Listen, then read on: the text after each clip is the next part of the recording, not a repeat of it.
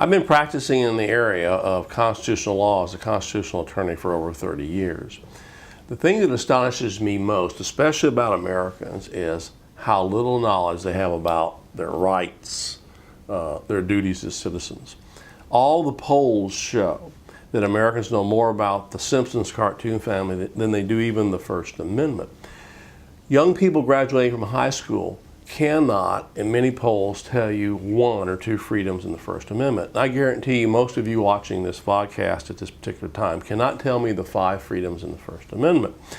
The First Amendment is found in the Bill of Rights, the first 10 amendments to our Constitution, which are revolutionary. That's what America offered to the world, was the Bill of Rights, not so much the Constitution, which is a conservative document. When the Bill of Rights were added to the Constitution, it became quite radical. It gives us all these rights. Unfortunately, though, there are citizens in other countries that revere the Bill of Rights more than the average American.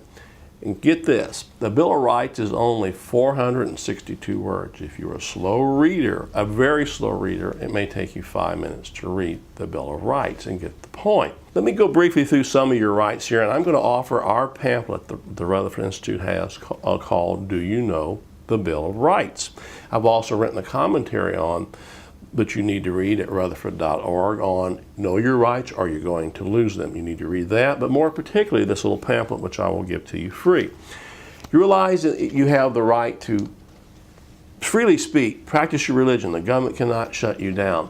The Third Amendment to the Constitution, as I go briefly through some of the amendments, says we can't have martial law in the United States. The government can't come into your home. They can't patrol the streets.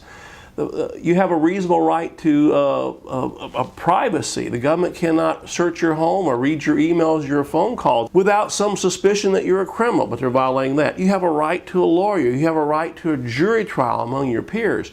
You have a right, even if you're a criminal, to have a lawyer. And the Bill of Rights ends in the 10th Amendment saying, hey, this isn't all the rights that the people have. They have more. They're inherently in our bloods, in our bodies, in our country. The Bill of Rights, very, very important. I want you to read and study the Bill of Rights. If you have a family, get these little pamphlets, read them to your children. Children like this little pamphlet because it's got pictures and you can study it. But take time to read this little pamphlet. Take time to share it with your neighbors. Take time to read it to your children, because I truly believe this.